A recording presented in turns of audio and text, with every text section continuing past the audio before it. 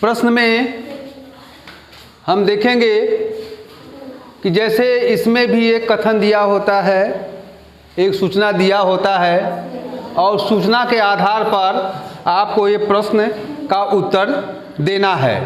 जैसे एक पिता के 5 पुत्र यल, यम, यन, ओ और पी हैं, जिसमें यन ओ से बड़ा है लेकिन पी से छोटा है, यम यल और यन से बड़ा है लेकिन पी से छोटा है, यल ओ से बड़ा है लेकिन यन से छोटा है।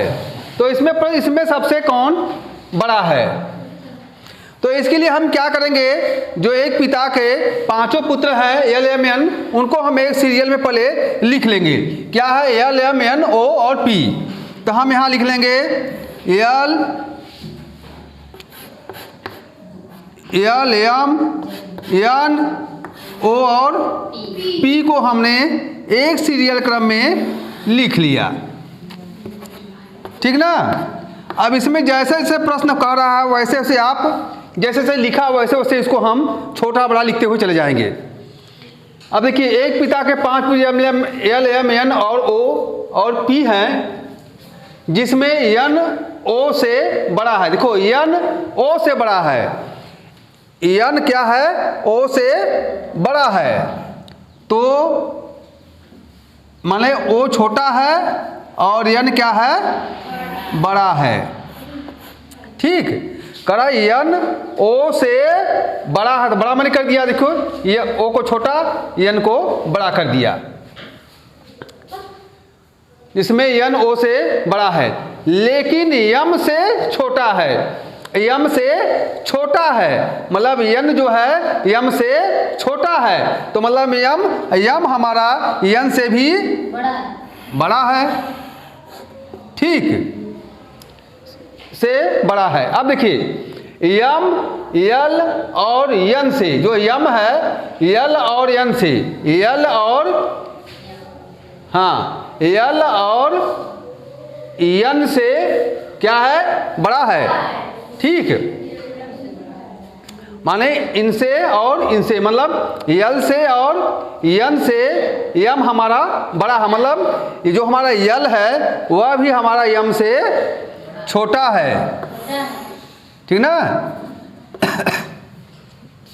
अब देखिए छोटा है, ठीक ना, यम यल और यन से क्या है? बड़ा है। तो जो हमारा यम है वह यल और यन से ये बड़ा है, मतलब यल भी हमारा यम से छोटा है, इसको भी मैंने खींच लिया। लेकिन पी से छोटा है, लेकिन पी से छोटा है, लेकिन पी से छोटा है, मतलब पी से छोटा, मतलब यहाँ यल है और यहाँ नहीं, यम जो है वह पी से छोटा है, करा कि लेकिन पी से छोटा। फिर समझिए, देखिए यम यल और यन से, यम यल और यन से क्या है? बड़ा है, तो बड़ा है, ठीक है, लेकिन पी से छोटा है, ये जो पी है इससे यह यम छोटा है, तो पी मतलब यम से बड़ा है, बड़ा बना दिया, ठीक, देख रहे हो ना, पी से बड़ा है। यल ओ से बड़ा है, यल जो है ये ओ से बड़ा, ठीक है, बड़ा है, ठीक है, बड़ा हो गया, लेकिन यन से छोटा है, यन से यल छोटा है, तो बराबर इसको छोटा कर दो, छोटा है, ठीक है। ओ से यल बड़ा है लेकिन यन से यल छोटा है, मतलब यन बड़ा है और यल छोटा है, समझ में आ रहा है? तो इस तरह से हमने बना लिया फटाफट। अब इसके बाद जो हमारा क्वेश्चन है, इस क्वेश्चन पर आते हैं और फटाफट इसको हम लगाते चले जाएंगे। अब देखिए प्रश्न नंबर 1 है, इनमें से कौन सबसे बड़ा है? ठीक ना, इनमें से कौन सबसे बड़ा है? अब देखिए यल एम एन ओ पी में देखिए सबसे बड़ा कौन है? देखिए आप इसमें कौन सबसे बड़ा है? देखिए सबसे बड़ा देखिए यही है, कौन है? पी। हमारा पी सबसे बड़ा है, तो इसमें पी देखें कहां पर है? पी पहला ए, तो हमारा जो ए वाला ऑप्शन है ये हमारा सही हो गया। फिर प्रश्न नंबर दूसरा है, इनमें से कौन सबसे छोटा है? अब देखिए इनमें से सबसे छोटा कौन है? देखिए कौन सबसे छोटा है? देखिए सबसे छोटा हमारा यही है, किसका है? ओ का है। तो सबसे छोटा कौन है? ओ। अब देखिए ओ कौन सा ऑप्शन सही है? हाँ बी। देखिए बी हमारा, ओ हमारा बी है, बी सही लगाया। प्रश्न नंबर 3 में देखिए, इनमें से मध्यम क्रम का कौन सा है? मध्यम क्रम का मतलब मध्य में हो, जो सबसे दोनों छोटों से बड़े हो और दोनों जो सबसे बड़े हैं उनसे छोटा हो, और नीचे से जो सबसे छोटे हैं उनसे बड़ा है। तो मध्यम वाला जो बीच में हो, ठीक ना, एकदम बीच वाला हो। तो देखिए तो ये दोनों सबसे बड़े हो गए, ये दोनों सबसे बड़े हो गए, और ये दोनों सबसे छोटे हो गए, ओ छोटा फिर यल छोटा, तो बीच में हमारा ये आता है, ये वाला। तो हमारा कौन सा होगा? यन होगा। कौन सा होगा? इनमें से मध्यम क्रम का कौन सा होगा? यन। यन कहाँ है? डी है, तो हम देखेंगे डी वाला ऑप्शन सही है। अब प्रश्न नंबर 4 देखेंगे।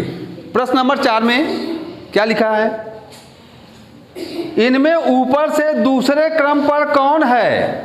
ऊपर से दूसरे क्रम पर, ऊपर से दूसरे क्रम पर मतलब जो सबसे बड़ा है और ओकरे बाद जो बड़ा, सबसे बड़ा से छोटा, मैं सबसे बड़ा हो ओकरे बाद कौन बड़ा है? छोटा। तो इसमें देखिए सबसे बड़ा ये है, दूसरा क्रम पर देखें हमारा यही है, कौन सा है? यम है। कौन सा है? यम है।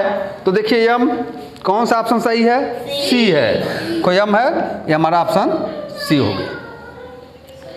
अब आते हैं प्रश्न नंबर 5 में, इनमें से नीचे से दूसरे क्रम पर कौन है? मतलब नीचे से दूसरे क्रम पर, मतलब जो सबसे छोटा है, छोटा से थोड़ा सा बड़ा दूसरे क्रम पर, इनमें से देखो कौन है? नीचे से सबसे छोटा है, इसके बाद कौन है? यल। हमारा यल है। तो हमारा कौन सा इसमें देखिए ऑप्शन कौन सा है? बी देखेंगे, ऑप्शन हमारा बी हमारा सही है। अगला क्वेश्चन देखेंगे। तो बच्चों जैसा कि हम इस जो सूचना इसमें जो दिया जा रहा है, इसके आधार पर ये हम प्रश्न इसको कैसे करेंगे रीजनिंग का, इसमें देखेंगे कि क्या लिखा है। एक वृत्त गोले में क्रमशः 5 लड़कियां सीमा, रमा, मधु, शीला एवं रीता एक दूसरी की ओर मुंह करके बैठी हैं, ठीक ना। कितनी लड़कियां हैं? 5 लड़कियां हैं। कौन कौन है? सीमा, देखो ये वृत्ताकार में क्या है? वृत्ताकार गोले में बैठी हैं, ठीक ना। कैसे बैठी हैं? वृत्ताकार गोले में बैठी हैं। कौन है? जिसे मान लीजिए पहला नाम क्या है? सीमा।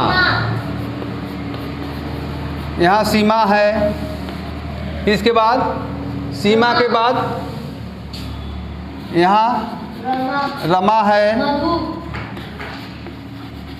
यहाँ मधु है, यहाँ शीला है, और लड़की कौन है? हाँ रीता। ये 5 लड़कियां हैं बैठी हुई वृत्ताकार में ऐसे, और सबका मुंह एक दूसरे की तरफ है, ठीक ना। इनका मुंह इधर का है, इनका मुंह भी इधर के है, इनका मुंह इधर के है, और इनका मुंह, सबका मुंह अंदर की ओर है, ठीक ना। एक दूसरे की ओर मुंह करके बैठी हैं, ठीक, मुंह करके बैठी हैं। शीला के बाईं ओर मधु बैठी है। शीला के बाईं ओर मधु। देखो शीला कहाँ है? शीला के अरे हाँ कहाँ जी? शीला के दाईं ओर, हाँ शीला के दाईं ओर। देखो ऐसे बैठ जाएंगे, दाहिने हाथ को देखो मधु, दाईं हाथ की ओर मधु हो गया, और बाएं हाथ की ओर कौन हो गया? रीता। देखो बैठने में देखो सही बैठा कि नहीं? रीता बैठी है। फिर रमा मधु और सीमा के बीच है। रमा कहाँ है? रमा मधु और सीमा के बीच में बैठी है। ठीक बना है, बैठी है। सीमा के दाईं ओर, सीमा के ऐसे बैठे तो मुँह इधर को ही तो दाईं उधर ही है। सीमा के दाईं ओर कौन है? रीता बैठी है। सही। ये हमने चित्र बना लिया। अपने से चित्र बना करके अब जैसे इसमें प्रश्न पूछेगा, क्योंकि यह दिया रहेगा वो चित्र आपको बनाया ऐसा नहीं रहेगा। वो प्रश्न जैसा कह रहा है, जैसा वो आपका सूचना है, अपने हिसाब से ठीक सटीक वैसे बनाएंगे तब तो हमारा आंसर आएगा। नहीं बनाएंगे सही तो गलत हो जाएगा। इसलिए जैसे जैसे वो दिया है वैसे वैसे इसको बैठाएंगे। इसके बाद हम इन प्रश्न को पढ़ेंगे और इसका उत्तर देंगे। अब देखिए प्रश्न नंबर 1 इसमें है, पूछ रहा है कि मधु के बाईं ओर कौन बैठा है? मधु के बाईं ओर, देखिए मधु के बाईं ओर, मधु कहाँ है? यहाँ है। ऐसे बैठ गई, अब ऐसे दाहिने हाथ हो गया बाईं ओर, तो क्या है? मधु के बाईं ओर कौन बैठा है? बाएं तरफ देखो कौन बैठा है? शीला। कौन बैठा है? शीला। ये मधु है, मधु के बाएं तरफ कौन बैठा है? शीला। तो हमारा कौन सा ऑप्शन सही है इसमें? बी, शीला।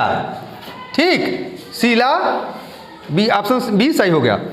अब प्रश्न नंबर 2, रीता और रमा के मध्य कौन बैठी है? देखिए रीता और रमा के मध्य, रीता और रमा के मध्य माने बीच में। देखिए रीता और रमा के मध्य में कौन बैठ गई है? सीमा। रीता और रमा के बीच में कौन बैठा है? सीमा। तो इसमें ऑप्शन सीमा कौन? पहला ए, हमारा ए सही हो जाएगा। अब प्रश्न नंबर 3 देखते हैं। सीमा के बाईं ओर कौन बैठा है? सीमा के बाईं ओर, सीमा के बाईं ओर कौन बैठा? सीमा के बाईं ओर, सीमा कहाँ? सीमा यहाँ है। सीमा ऐसे बैठी गोलंबर में, बाईं ओर में बाएं हाथ को कौन बैठा है? हाँ देखो बाईं ओर अंदर की मुख कौन बैठा है? रमा बैठी है। ठीक ना, सीमा के बाईं ओर कौन बैठी है? Rama, option C, Rama. ठीक। अब प्रश्न नंबर 4 देखेंगे। शीला और सीमा के मध्य कौन बैठा है? ठीक ना, शीला और सीमा के मध्य, शीला और सीमा, देखिए शीला कहाँ है? शीला यहाँ है और सीमा यहाँ है। शीला और सीमा के बीच में कौन बैठी है? रीता बैठी है। ठीक ना, कौन बैठा है? रीता। कौन बैठा है? रीता बैठा है, रीता, ऑप्शन डी, रीता। ठीक, रीता बैठी है। अब इसके बाद प्रश्न नंबर 5 देखेंगे। रमा के बाईं ओर कौन बैठा है? थोड़ा अपने समझ के बताओ। रमा के बाईं ओर कौन बैठा है? हाँ, रमा के बाईं ओर मधु बैठा है, क्योंकि रमा इधर मुंह करके बैठी है तो उसका बाएं हाथ उधर आएगा, तो बाईं ओर कौन बैठी है? मधु। कौन बैठा है? मधु। हाँ मधु बैठी है, ऑप्शन बी। इस तरह से जब हमारा क्वेश्चन आएंगे तो ऐसे हम इस तरह से चित्र बनाकर हल कर लेंगे। Thank you very much.